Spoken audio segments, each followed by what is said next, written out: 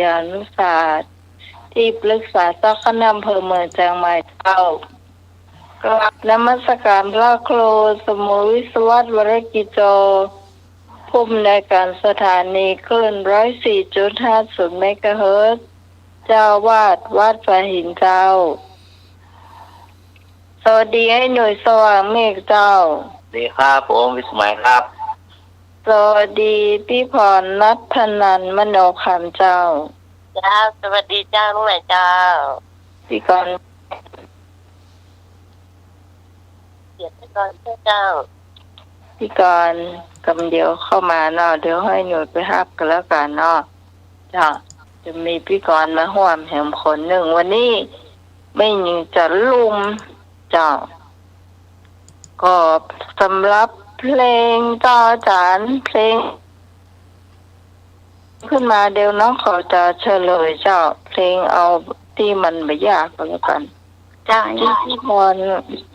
พรขอเพลงวาสนาเนี่ยแล้วแต่วาสนาน้องมาแล้วแล้วจะเขาก็จะเฉลยได้อยู่เนาะเปิดขึ้นมาแล้วเขาจะไปคนเฉลยอาจารย์เพื่อนบอกโอ้อันนี้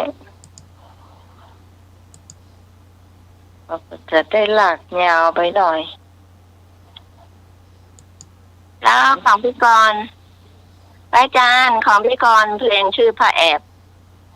ของจ่อยไม้ทองคำจ้ะ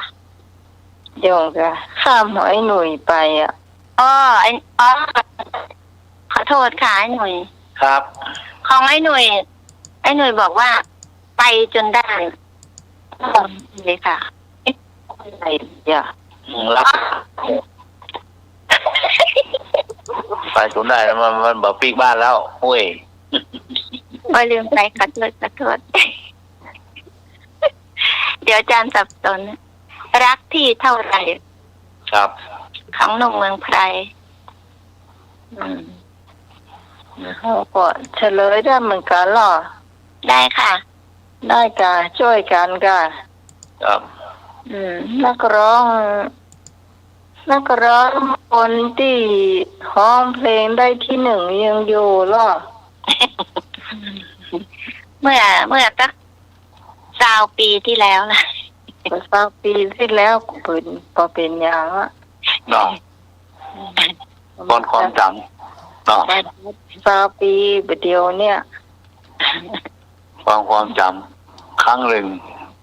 เกิดมาก็ได้เกิดว่าเขาจะมาเป็นนักจัดรายการนะ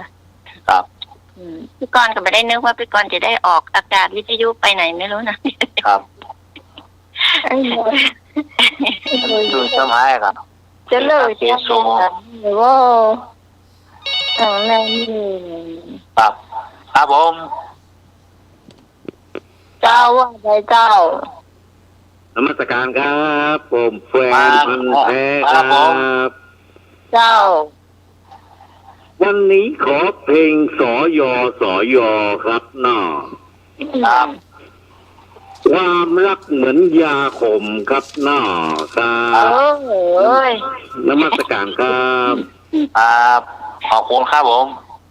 ค่ะขอบคุณค่ะคุณสุริยะรังสีความรักเหมือนยาขม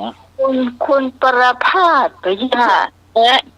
ไม่ต้องเอาชื่อแกเดี๋ยวคนอื่นก็จะรู้เอานามสกุลปอว่านามสกุลเพิ่นจะหูถ้ารักษาไว้ครับผมฮัลโหลครับจ้าพี่พอจับเพลงแจ๊ก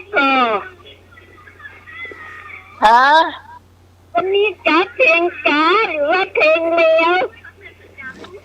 เอาบอกเพลงแจ๊กที่ขอเพลงหงสาเนอ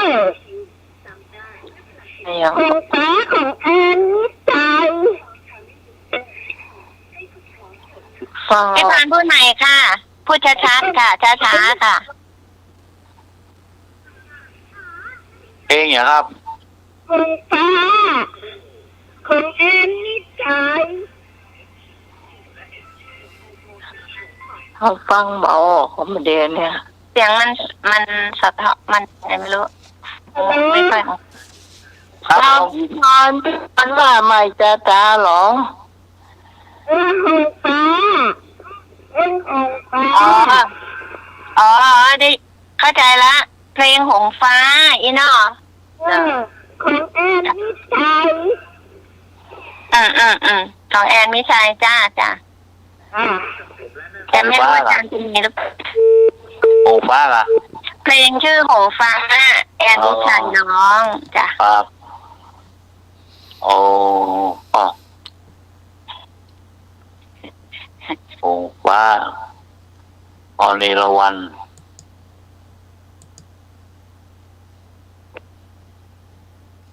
อาจารย์